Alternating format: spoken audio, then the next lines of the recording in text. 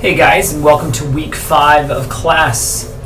This week we get to what is arguably perhaps one of the most climactic moments, if not the most climactic moment in all of the 1900s, and that is the outbreak of World War I. The war itself would be eclipsed by World War II, but the ramifications of World War I radically shaped and changed the trajectory of human history in almost every country that fought in it, and even for those who didn't, it radically changed life for people. It ushered in modernity and postmodernity in some ways in a very radical way.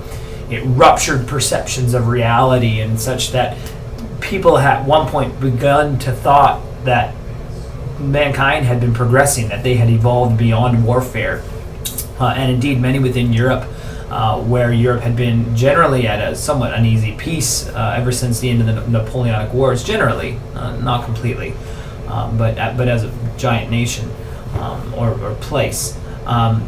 This idea that mankind had evolved beyond war is completely destroyed by this modern war. The technology of the time, the technology of the war completely outstripped the strategy and tactics. In fact, this is the main reason why you see trench warfare along the Western Front between Germany and France, because the strategy at the time was not accustomed to having to deal with 700, 800, 900 rounds being pumped out at you from a machine gun. That radically changed this war. We're talking over 10 million people dead.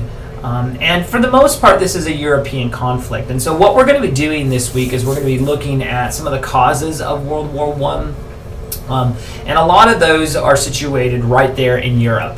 The United States, as World War I erupts, basically proclaims a stance of neutrality, right? We believe that the oceans on both of our eastern and western borders, the Atlantic and the Pacific, will keep us safe from any conflict.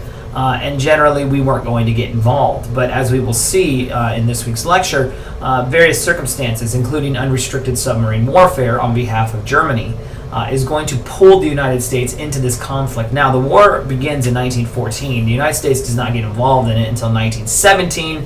And really, mass numbers of American troops don't get dumped in until 1918, which is the year that the war comes to an end.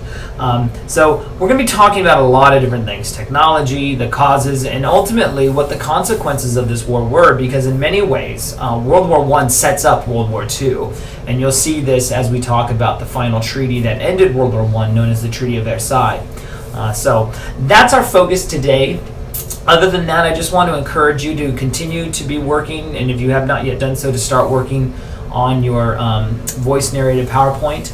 Just again, be sure to read the directions there in the syllabus. You're looking for 2 events during a stated time period. Again, that's in your syllabus, and you're going to be able to try and assess what the larger consequence was of that particular event on the development of the United States. This week's content would be really, really helpful and beneficial to know, even if you don't focus on World War I itself. So for those of you who may not know how to do a voice narration, I have added a link to a video on this week's announcement so that you can access that. Otherwise, if you do know how to do that, then you don't need to watch it.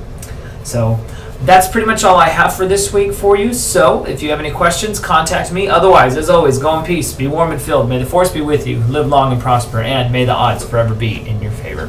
Have a blessed week, guys.